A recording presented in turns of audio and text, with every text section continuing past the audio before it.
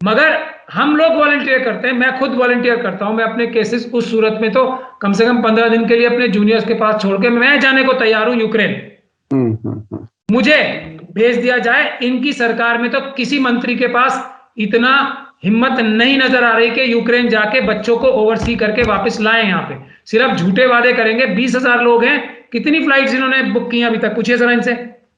Romania जाना मैं समझता हूं सिर्फ एक पिकनिक थी, जिसके लिए ज्योतिरादित्य सिंधिया साहब को शर्म आनी चाहिए, शर्म से डूब मरना चाहिए उन्हें। यूक्रेन क्यों नहीं गए?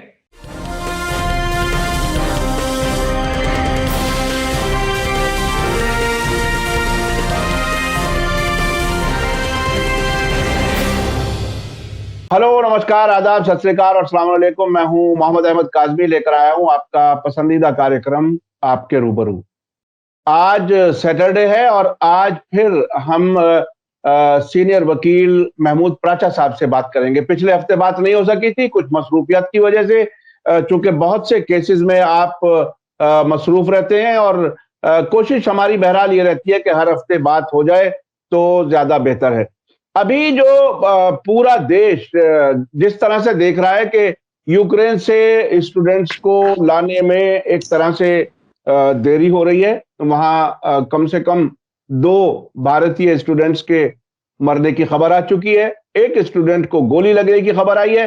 और अगर रूस के प्रेसिडेंट की बात माने तो उन्होंने तो ये कहा है कि 3,000 भारतीयों को खार्किव रेलवे स्टेशन पर बंधक बनाया हुआ है। हमारी सरकार कह रही है कि हमारे पास ऐसी कोई खबर नहीं है।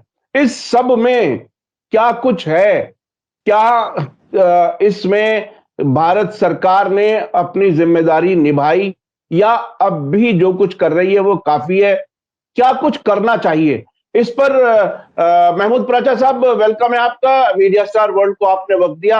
आप ये बताइए कि यूक्रेन से आने वाले स्टूडेंट्स जो खास तौर पर मेडिकल पढ़ने के लिए जाते हैं, कुछ और कोर्सेज करने के लिए जाते हैं, उनका जिस तरह से वापसी हो रही है, आप उसको किस तरह से देख रहे हैं? क्या कुछ है इस संकट की घड़ी में? क्या कुछ काम हो रहा है जो कुछ होना चाहिए? काज़मी साहब देखिए, ये सरकार किसी भी फ्रंट पे नाकाम नहीं बल्कि करप्शन में और देश का इंटरेस्ट कॉम्प्रोमाइज करने में मुलव्विस है। हमारा तो ये मानना है, जो ये प्रेजेंट आरएसएस बीजेपी की सरकार है उसके दर्जनों एग्जाम्पल हम लोग देते रहते हैं और दर्जनों एग्जाम्पल दूसरे ऑपोजिशन के लीडर्स भी देते हैं। मगर इन लोगों ने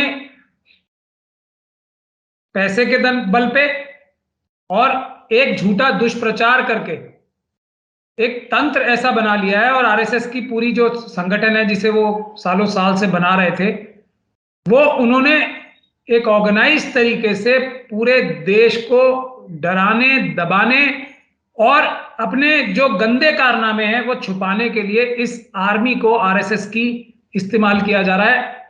और इसी चीज की सालों साल से ये तैयारी कर रहे थे कि हम आरएसएस के इस संगठन को देश को लूटने के लिए, देश में मनुस्मृति लागू कराने के लिए और देश को पूरी तरीके से अपने शिकंजे में लेके, और जो है डिस्पैरिटी यानी कि ब्राह्मणों का राज बनाने के लिए ये क्लचेस बनाने की तैयारी थी, और जिसका अंजाम नजर आ रहा है। यह सरकार किसी भी अपने नाकामी को छुपाने के लिए, किसी भी अपनी कोताही को छुपाने के लिए, किसी भी अपने बुरे कारनामे को छुपाने के लिए, किसी भी अपनी करप्शन को छुपाने के लिए, भ्रष्टाचार को छुपाने के लिए, देशद्रोह को छुपाने के लिए एक इस्तेमाल करती है मीडिया का।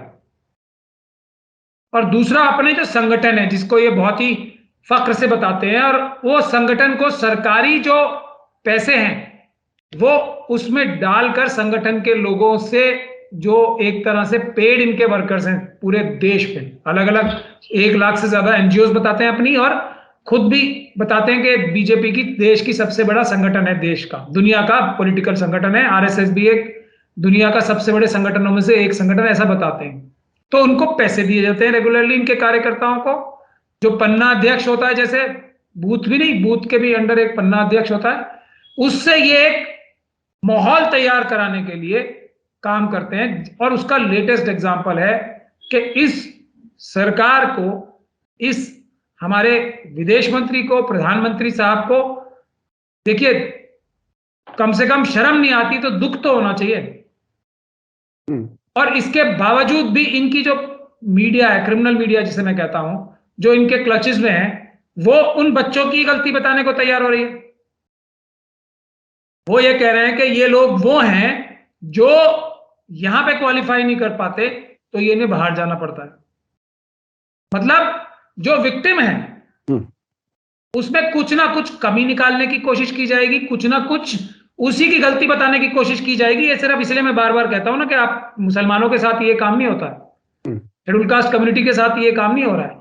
हर एक जगह जहां सरकार की गलती पाई जाएगी उसमें ये जिसके साथ जुल्म हो रहा है ना उसी की गलती बताने की कोशिश करेंगे, या दूसरा तरीका होगा डाइवर्ट करने का।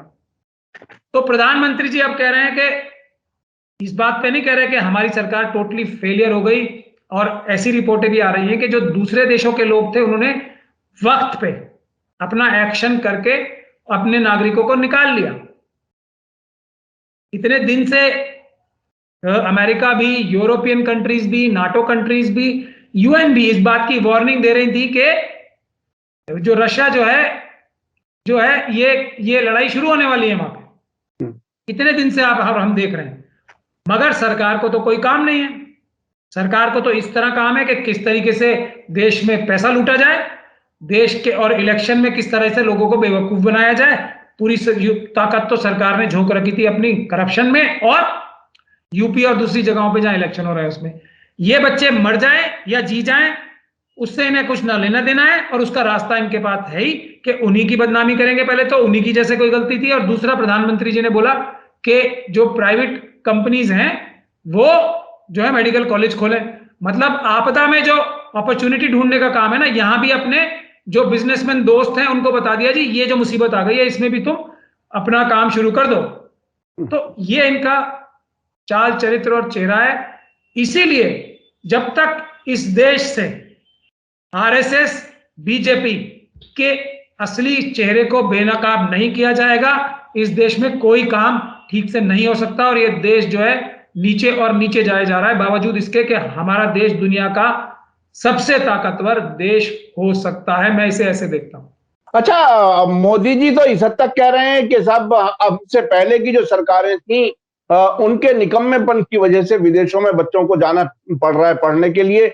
और एक बार उनकी ये भी बयान आया कि विदेशों में जाते ही क्यों हैं, ये अरबों रुपया बाहर चला जाता है। क्या भारत में अपने यहाँ इतना एजुकेशनल इंफ्रास्ट्रक्चर है कि इन सब बच्चों को यहाँ पढ़ा सकें? क्या क्या लगता है, ये बच्चे कहाँ जाएं, क्या करें? आपको क्या लगता है? देखिए मैं वही कह रहा हूं ना, पिछले 70 सालों का छोड़ देते हैं, पिछले 7 सालों का ही भ्रष्टाचार देख ले तो लाखों करोड़ रुपए जो मोदी जी के समर्थन से और मोदी जी की सरकार के समर्थन से इनके मित्रों ने जो पब्लिक मनी चुराया है ना बैंकों से लूटकर और भाग खड़े हुए हैं, उसी को अगर लगा देते मोदी जी ठीक से तो शायद एक भी बच्चे को बाहर पढ़ने नहीं जाना पड़ता, बल्कि बाहर से लोग पढ़ने आते। तो असली इनका काम क्या है कि अपने अंबानी, अडानी, टाटा ये सब जैसे लोगों को बैंकों से पैसे चुरवाने में मदद करना। अभी जो रिसेंट स्कैम, लार्जेस्ट जो एसबीआई बैंक का स्कैम हुआ है गुजरात में, उसमें खुद मोदी जी से तार जुड़े नजर आते हैं, उन्होंने लैंड अलॉट की थी। तो ये काम करने के अलावा इनके पास दूसरा काम ही नहीं है। इस पे चर्चा करना ही मेरे ख्याल से अब बेकार हो गया है। बल्कि मुझे तो कई बार अपने ऊपर भी बहुत गुस्सा और रोष आता है और बेबसी सी महसूस होती है कि मेरे पास इतने सारे मजलूमों के केसेस हैं कि मैं, जो हमारे बच्चे यूक्रेन में है, और एक लड़की का मैं वो एक बहुत ही मतलब मार्मिक वीडियो देख रहा था जिसपे वो कह रही थी कि सरकार ये झूठ बोल रही है, हम यहां मर रहे हैं, देश की जनता को सड़कों पे आना चाहिए और प्रदर्शन शुरू करने चाहिए हमें बचाने के लिए। तो वो उस बच्ची की पुकार का मैं जवाब नहीं दे पा रहा, इसलिए मेरे अंदर इतनी फ्रस्ट्रेशन होती है कई बार। अगर ये केसेस शायद अगर मेरे पास इतने ना होते तो मैं खुद लीड करता पीसफुल प्रोटेस्ट। तो इस तरह की बेबसी के आलम में बच्चे वहां बैठे हैं और सरकार को बिल्कुल शर्म नहीं आ रही। इनके एक मंत्री हैं जो शुरू से ही उनका परिवार ही आरएसएस का है, उन्होंने अपना असली चेहरा दिखा दिया और वो उसमें चले गए ज्योतिरादित्य सिंधिया। रोमानिया चले गए, किस लिए? पब्लिसिटी दिखाने के लिए। भाई रोमानिया में क्या पिकनिक मनाने गए थे? ऐसा क्या हो जाएगा काज़मी साहब कि अगर हमारा मंत्री यूक्रेन चला जाएगा और ओवरसी करेगा? मैं ये आपके चैनल के माध्यम से कहना चाहता हूं, अगर सरकार के पास इनकी बीजेपी आरएसएस में कोई भी बहादुर इंसान नहीं बचा है इनके पास, और मैं जानता हूं कि ये किसी भी ईमानदार अफसर को तो कहीं भी अच्छी पोस्टिंग पे डालेंगे ही नहीं कभी भी। बेईमानों को सब जगह लगा रखा है इन्होंने, और लेटरल एंट्री में भी करके बेईमानों को घुसा रहे हैं, करप्ट लोगों को। मगर हम लोग वॉलंटियर करते हैं, मैं खुद वॉलंटियर करता हूं। मैं अपने केसेस उस सूरत में तो कम से कम 15 दिन के लिए अपने जूनियर्स के पास छोड़ के मैं जाने को तैयार हूं यूक्रेन। मुझे भेज दिया जाए। इनकी सरकार में तो किसी मंत्री के पास इतना हिम्मत नहीं नजर आ रही कि यूक्रेन जाके बच्चों को ओवरसी करके वापस लाएं। यहाँ पे सिर्फ झूठे वादे करेंगे। 20,000 लोग हैं, कितनी फ्लाइट्स इन्होंने बुक की अभी तक? पूछिए जरा इनसे। रोमानिया जाना मैं समझता हूं सिर्फ एक पिकनिक थी, जिसके लिए ज्योतिरादित्य सिंधिया साहब को शर्म आनी चाहिए, शर्म से डूब मरना चाहिए उन्हें। यूक्रेन क्यों नहीं गए? अभी तक सरकार क्यों नहीं जाते? अभी तक सरकार ये कह रही है कि 64 फ्लाइटें हमने इंतजाम किया बुडापेस्ट से, बुखारेस्ट से, आसपास के मुल्कों से। आपको क्या लगता है? का प्लेन क्या कर रहा है? सबसे पहले मैं ये पूछना चाहता हूं, एयरफोर्स 1 क्या कर रहा है? जो इनके पास एयर इंडिया 1 है वो क्या कर रहा है? वो क्यों नहीं भेजा? प्रधानमंत्री को ज्यादा जरूरत है उसकी, आनी चाहिए शर्म। सबसे पहले तो वही भेज दें। अच्छा सर, आप अपने आप को वॉलंटियर कर रहे हैं। आप एक बार टेररिज्म के इशू पर इराक जा रहे थे, तब भी आपको नहीं जाने दिया गया था। उस वक्त भी रोक दिया गया था।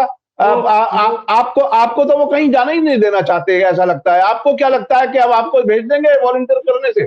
मैं कह रहा हूं, और मैं जाके जब तक वापस नहीं आऊंगा, जब तक एक एक बच्चे को निकालूंगा नहीं। मगर ये तो इनकी मंशा नहीं है ना। मंशा तो कुछ और है जो नजर नहीं आती। इनको किसी चीज की परवाह नहीं है। कोई मरता है मरे, जिए जीता है जिए, इनको कोई लेना देना नहीं है। एक ड्रामा करने की जो इनके पास एक फॉर्मूला है, वो ड्रामा ये करके दिखा देंगे। अभी हो सकता है कि अगर हमारे बच्चों का ऊपर वाला ना करे कुछ और नुकसान हो गया तो प्रधानमंत्री जी टीवी पे आके आंसू बहाएंगे, उसमें भी फायदा उठाएंगे कि देखिए प्रधानमंत्री जी रो रहे हैं, हमारे बच्चे मर गए वहां तो, या बच्चों का नुकसान हो गया कुछ तो। ये सिर्फ हर चीज में, आपदा में अपॉर्चुनिटी ढूंढते हैं कि किसी चीज का नुकसान हो रहा है और उसमें अपना फायदा कैसे करें, एक छल कपट करके। ये इसके लिए है। हम तो वॉलंटियर कर रहे हैं, हमें भेज दें। और मैं समझता हूं, और मैं इस बात को पूरी जिम्मेदारी से कह रहा हूं कि ऐसे बहुत सारे अफसर मौजूद हैं जो ईमानदार हैं, बहादुर हैं, उनको भेजें। हमारी भी क्या जरूरत है? अफसर कम है क्या ईमानदार बहादुर? लेकिन उन्हें तो पनिशमेंट पोस्टिंग पे रखा जाएगा, उन्हें तो किसी ना किसी तरीके से जो उनकी प्रमोशन है उनको रोका जाएगा, उन्हें तो डरा धमका के रखा जाएगा कि सरकार के काले जो गंदे कारनामे हैं उनके खिलाफ आवाज ना उठाओ। ये है। अफसर कम है क्या ईमानदार और बहादुर? अपने आप जाके लेके आएंगे। पर सारे भ्रष्ट लोगों को इन्होंने हर जगह बिठा रखा है। यह है सबसे बड़ी कमी आरएसएस और बीजेपी। अच्छा, एक दूसरी बात मीडिया में कही जा रही है कि मोदी जी बहुत बड़े विश्व स्तर के लीडर हैं, उन्होंने पुतिन से बात की है, और वो क्वाड की मीटिंग में भी उन्होंने अमेरिका और जापान और इन मुल्कों के साथ बात की है, और शायद मोदी जी ही इस जंग को रुकवा देंगे। तो ये जो बताया जा रहा है जिस तरह से, आपको इस पे कोई आपको क्या लगता है कि वाकई इंटरनेशनल लेवल पर हमारे प्रधानमंत्री जी बहुत ही इफेक्टिव रोल अदा कर रहे हैं? भारत देश, काज़मी जी आप तो विदेश जो नीति है और विदेशी मसले जो हैं उनके एक्सपर्ट हो। भारत देश दुनिया का दूसरा सबसे ज्यादा बड़ा देश है चाइना के बाद, पॉपुलेशन के हिसाब से। प्रधानमंत्री भारत का जो भी होगा उससे सभी देशों के जो हेड्स हैं वो बात करने के लिए इच्छुक नहीं होंगे, लालायित होंगे। ये भारत देश की ताकत है। मोदी जी की जो पर्सनैलिटी है वो उस स्टेटस को, भारत देश के प्रधानमंत्री को कम करती है। जो आज मोदी जी को इंतजार करना पड़ता है ना, वो इस वजह से किसी से बात करने के लिए कि कॉल करेंगे, कोई कॉल उठा रहा है इनकी या नहीं उठा रहा, उसकी वजह एक है, सिर्फ इनकी खुद की पर्सनैलिटी इतनी छोटी है कि भारत देश का प्रधानमंत्री होने का जो इतना बड़ा पद है जिसकी वजह से कोई भी देश हमारे देश के प्रधानमंत्री से बात करने के लिए लाइन में खड़ा होता है, वो इनकी अपनी जाति इंटरेस्ट जो होते हैं ना, जैसे ट्रंप थे जब वहां, तो उनसे जाके सेटिंग तो ये करने लगे कि मुझे जिताने के लिए आपको ये बोलना है वहां से इलेक्शन में, और वाइस वर्सा पर्सनल इंटरेस्ट जो घुसा देते ना अपने ये कि हमारी पार्टी को मजबूत करने के लिए। तो इनसे इनका जो विदेश के जो लीडर्स हैं उनसे भी उनको इनकी जो छोटापन है वो नजर आ जाता है, वरना भारत देश के प्रधानमंत्री हैं ये, उसकी वैल्यू समझते हैं क्या? इनकी वजह से तो हमारे देश के प्रधानमंत्री के पद की गरिमा कम होती है। रोमानिया में हमारे मंत्री जी को वहां के शहर के मेयर ने खामोश कर दिया कि आप झूठ ना बोलें आप, और वहां से भारत का मीडिया जो रिपोर्ट कर रहा है उसको वहां के स्टूडेंट्स ने खामोश कर दिया लाइव शो के अंदर। तो ये इमेज जो बन रही है पूरे विदेशों में, इससे आखिर, चूंकि देखिए इलेक्शन होंगे, सरकारें आएंगी, सरकारें जाएंगी, आपको क्या लगता है, मतलब हम कितना कुछ खो रहे हैं इस सब के बीच में? भारत देश कितना खो रहा है इनकी वजह से, ये इंपॉर्टेंट है। इनका कोई भी मंत्री इस लायक ही नहीं है, जाए बेइज्जती कराते हैं हर जगह जाके, बेइज्जती हर जगह जाके, तो अपना जाति कुछ काम है, वो वहां जाके क्या किया होगा, जरा उनकी आइटिनरी मंगा लीजिए ज्योतिरादित्य सिंधिया जी की, उन्होंने क्या खाया क्या पिया इसका डिटेल्स मंगा लीजिए, आपको सब पता लग जाएगा क्या करने गए थे रोमानिया। वो दिखाने के लिए, ढोंग करने के लिए कि हम जा रहे हैं बच्चों को छुड़ाने के लिए। रोमानिया क्यों गए थे? मतलब स्टेटस जो है भारत का कम कर रहे हैं। ये भारत की एक ऐसी सरकार आई है जिसका फेस जो है भारत की गरिमा को कम कर रहा है किसी भी प्लेटफॉर्म पे, किसी भी जगह। इसके लिए देश को समझना चाहिए और इनके छल कपट और छलावे में नहीं आके इनके खिलाफ सख्त से सख्त हर चुनाव में भी, और पब्लिक मूवमेंट्स खड़े होने चाहिए, प्रोटेस्ट होने चाहिए पीसफुल। ये सरकार निकम्मी सरकार है। भारत देश की ताकत जो इतनी ज्यादा है, जिसकी वजह से सभी हमारी इज्जत करते हैं, भारत देश की जनता की वजह से, उसको ये कम कर रहे हैं और इनको शर्म भी नहीं आती है। ड्रामा से अच्छा, मैं अब थोड़ा सा देश के अंदर जो कुछ हो रहा है, 10 मार्च बहुत नजदीक है, 5 स्टेट्स के इलेक्शन के रिजल्ट आने वाले हैं। क्या आपको लगता है उसके बाद वो हिंदू राष्ट्र का सपना आगे बढ़ेगा या क्या कुछ होगा? चूंकि अब रिजल्ट के नजदीक है, आपका अपना असेसमेंट क्या है, जनता जानना चाहेगी। देखिए, हिंदू राष्ट्र का जो क्राइम है, सपना नहीं है, क्राइम है। वो एक अपराध है जिसको करने की जरूरत मनुवादी मानसिकता के लोग कर रहे हैं, तो उनको उनकी सजा मिलेगी 10 मार्च, और किसी इलेक्शन से इस पे कोई फर्क पड़ने वाला नहीं है। उसमें मैं जाना ही नहीं चाहता। वो देश के संविधान के साथ बगावत है, देश के साथ बगावत है, और इस देश का SC ST OBC माइनॉरिटी और जो ईमानदार दूसरे लोग भी हैं, वो इनको रोकेगी और इनके खिलाफ कानूनी कार्रवाई करेगी। ये बच नहीं सकते हिंदू राष्ट्र की बात कर, ये बात तय है, इसमें किसी को कोई शक और शुबे की गुंजाइश नहीं होनी चाहिए।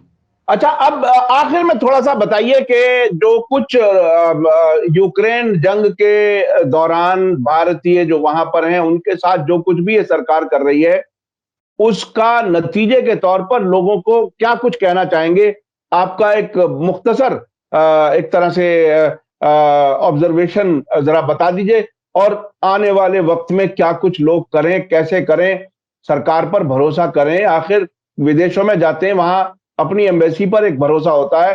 कहा यह जा रहा है कि हेल्पलाइन भी जो जारी की थी उस पर कोई जवाब नहीं दे रहा बच्चों को। आप क्या कहना चाहेंगे इस ओवरऑल सिनेरियो में? देखिए, हर व्यक्ति खतरे में है इनके भ्रष्टाचार, इनकी निकम्मेपन की वजह से, चाहे देश के अंदर हो या देश के बाहर हो। तो हर एक व्यक्ति अपना इंतजाम खुद करे। अब सरकार से जो उम्मीद करेगा उसका अंजाम बहुत बुरा होगा।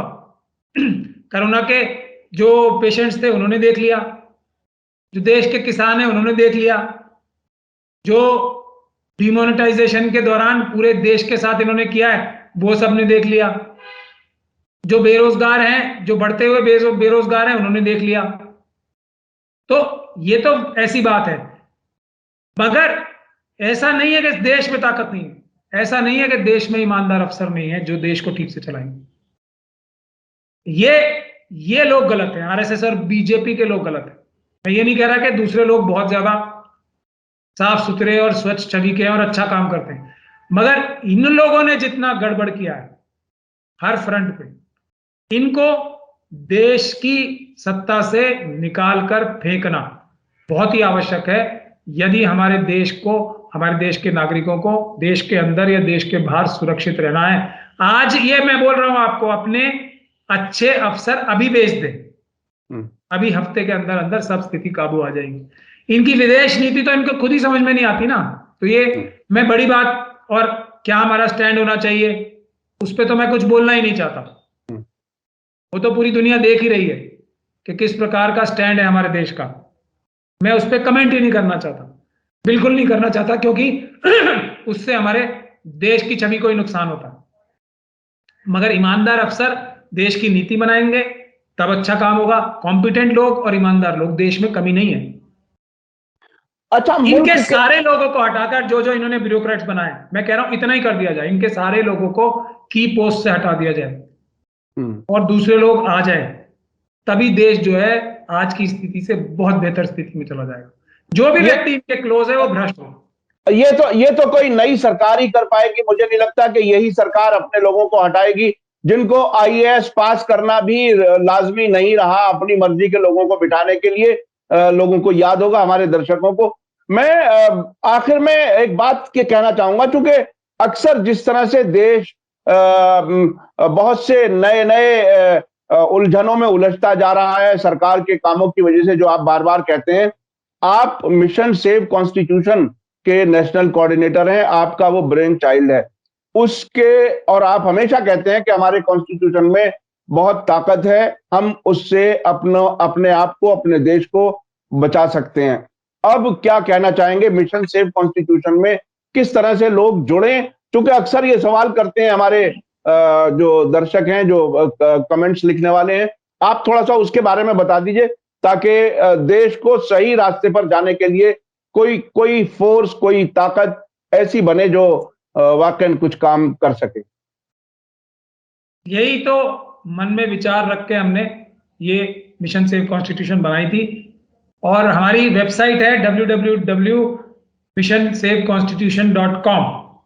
उस पे जाएं और मेंबरशिप ले लो। अभी हमने एक और कैंपेन भी चला रखा है, उसमें भी सपोर्ट करें। बाबा साहब डॉक्टर भीमराव अंबेडकर का स्टैचू जो है वो सुप्रीम कोर्ट में लगवाने का, क्योंकि सुप्रीम कोर्ट को जितनी भी ताकत आती है या हमारी जुडिशरी को इतनी ज्यादा ताकत है तो वो बाबा साहब डॉक्टर भीमराव अंबेडकर के संविधान से ही है और उनकी ही स्टैचू सुप्रीम कोर्ट में नहीं है। तो उसके लिए आने वाले 14 अप्रैल को हमने एक चीफ जस्टिस साहब को चिट्ठी लिखी है, मैंने और हमारे 2 एडवाइजर्स ने, वजाहत हबीबुल्ला साहब ने और जस्टिस कोलसे पाटिल ने। वो हमारी वेबसाइट पे अवेलेबल है और उसमें ऑनलाइन सपोर्ट करने के लिए भी लिंक भी मौजूद है, तो सब लोग उस पे वेबसाइट पे जाएं और हमारे इस मिशन को सपोर्ट करें। दूसरा, हम लोग जो अच्छे ईमानदार अफसर हैं, चुनाव की और दूसरी सरकार आने का इंतजार हम नहीं करेंगे। हम एक कंटिन्यूअस प्रोसेस देना चाहते हैं देश को कि हर जगह एक तो ईमानदार अफसर आए, भ्रष्टाचार खत्म हो और हम तत्काल संविधान सुरक्षा, कोर्ट और अदालतों में जाने से पहले, रिप्रेजेंटेशन देने से पहले, जहां भी कहीं संविधान और कानून तोड़े जा रहे हैं भ्रष्टाचारी अफसरों द्वारा, पुलिस के अधिकारियों द्वारा, वहां मौके पे पहुंचकर हम उनकी मदद करें और मजबूर करें उन्हें अपने पीसफुल तरीकों से कि वो संविधान और कानून के हिसाब से चलें। जो ये लेटरल एंट्रीज वाला जो इन्होंने सिस्टम शुरू किया है या दूसरे भ्रष्ट अफसरों को लगाने का, उनके खिलाफ भी प्रोटेस्ट करें। एक ट्रांसपेरेंट तरीका होना चाहिए ट्रांसफर पोस्टिंग का, उसके लिए प्रदर्शन करें। हर जगह जाके कहीं भी कोई भी भ्रष्टाचारी जो है या नॉन ट्रांसपेरेंट तरीके से अफसर अपॉइंट ना हो सके, किसी को पुलिस ज्यादती ना कर सके, किसी को अफसर जबरदस्ती रिश्वत ना ले सकें। जहां इंटरव्यू हो लोगों के, वहां भी हमारी टीम जाके बाहर खड़ी हो कि इंटरव्यू ईमानदारी से होंगे। जो SC STs और OBCs की रिजर्व जॉब्स हैं, जो इतना सारा बैकलॉग है, उसको पूरा कराने के लिए हम हर दफ्तर के बाहर प्रदर्शन करें। और जो ठेकेदारी प्रथा है, जो सबसे बड़ा दुश्मन बन रही है अभी देश में, सब बर्बाद करने की तरफ एक ये सरकार ने कदम उठाया है प्राइवेटाइजेशन का, लेटरल एंट्री द्वारा, या ठेकेदारी प्रथा जो शुरू की है, उसके खिलाफ भी जो पक्के नौकर हैं उनके ऊपर जिम्मेदारी रहती है। पक्के नौकर, जो पक्की सरकारी नौकरियां हैं, वो भी निकलवाने के लिए मिशन सेव कॉन्स्टिट्यूशन के एजिटेशन में जुड़े। लेकिन आप लोग वेबसाइट पे जाके मेंबरशिप हासिल करें और हमारे साथ जुड़े। हमें पूरे देश में नेटवर्क चाहिए ताकि हम जो काम मैंने आपको बताए वो कर सकें। SC/ST सब प्लान है, जैसे उसमें देश के SC/STs के लिए बजट में एलोकेशन होती है उनकी संख्या के अनुपात में। वो उनका करोड़ों रुपया एक एक SC परिवार के पास जा सकता है, देश में एक एक ST परिवार के पास जा सकता है, अगर हम उसको उसके लिए ही प्रदर्शन करें, पीसफुल प्रदर्शन करके वही सरकार से, जो सरकारों ने चुरा रखा है, वही वापस ले लें। उसी प्रकार से वक्फ की प्रॉपर्टीज पे, तो माइनॉरिटीज जो मुस्लिम कम्युनिटी है खास तौर पे, उनको बहुत फायदा हो सकता है अगर हम वक्फ की मिशन को, वक्फ को भी बचाने का काम करें। तो हम यह इसीलिए सबसे कहते हैं, जो भी हमारे साथ जुड़ना चाहता है वो जुड़े। मेरा जो ट्विटर हैंडल है उस पर भी मैंने वो लिंक डाल रखा है, उसमें जाएं और सपोर्ट करें हम सबको। तो इससे पूरे देश को मजबूती मिलेगी और हमारी डिपेंडेंस जो है ना इलेक्टेड लीडरशिप पे, वो थोड़ी कम होगी। और इलेक्टेड लीडरशिप जो है हमारी किसी भी पार्टी से है, उसको भी ये पता होगा कि मैं नेता बन के पैसे नहीं चुरा पाऊंगा। मिशन सेव कॉन्स्टिट्यूशन और देश के नागरिक जो हैं मेरे सर पे खड़े रहेंगे। तो उसके बाद फिर क्या होगा, ईमानदार लोग ही राजनीति में आएंगे। बहुत बहुत शुक्रिया महमूद प्राचा साहब। आपने यूक्रेन में जो कुछ भारत सरकार जिस तरह से वो कर रही है और स्टूडेंट्स के साथ खास तौर पर, और जिस तरह से उसको एक तरह से अपने फायदे के लिए ऐसी वीडियो भी आई थी, आप दर्शकों को याद होगा कि बच्चों को भारत माता की जय और उसके साथ साथ मोदी जी की जय बुलवाई तो बच्चे खामोश हो गए। ये खामोश, देखिए ये अगर एक आदमी डोमिनेटिंग पोजीशन में खड़ा होके, वो शायद किसी एरोप्लेन का वो है जी, वो जबरदस्ती ऑफिसर है, जबरदस्ती कहलवाया रहा है एक अफसर मोदी जी की जय, और उसके बावजूद बच्चों ने कितना रेजिस्ट किया। तो इससे पता लगता है कि, और एक ही सांस में भारत माता की जय और अगली सांस में वो कहलवाया जा रहा है, मतलब उससे जोड़ के दिखाया जा रहा है, तब भी बच्चों ने रेजिस्ट किया। तो मैं यही कह रहा हूं ना कि भारत जो हमारा देश है, उसका नाम के साथ मोदी जी का नाम जैसे जुड़ता है ना, तो उसकी गरिमा कम होती है। बच्चों ने भी देखा आपने कि कैसे भारत माता की जय कितनी जोर से लगाई, जैसे ही मोदी जी का नाम आया तो उनकी आवाज कितनी। तो हर जगह भारत की गरिमा कम कर रहे हैं मोदी जी अपने स्वयं के, और डंडे से जय करा रहे हैं। मतलब भारत माता की तो सब जय करना चाहेंगे, मोदी जी की जय कोई नहीं करना चाहेगा, तो वो डंडे से करवानी है। और वो बच्चे जिनको जो किसी तरह से कैसे जान बचा करके आए हैं और वहां कोई मदद करने वाला उन्होंने नहीं कही। कितनी मतलब समझदार बच्चे थे वो, और कितने बहादुर बच्चे थे। ये है देश का चरित्र और कैरेक्टर बहादुरी का।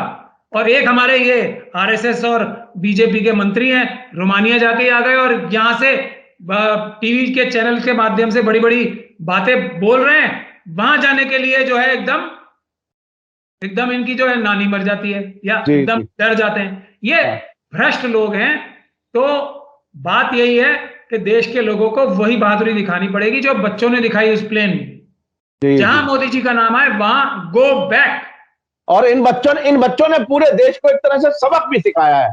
ये सबक सीखना चाहिए। बिल्कुल बिल्कुल। कि भारत अलग चीज है, मोदी जी उसके नाम को कम कर रहे हैं।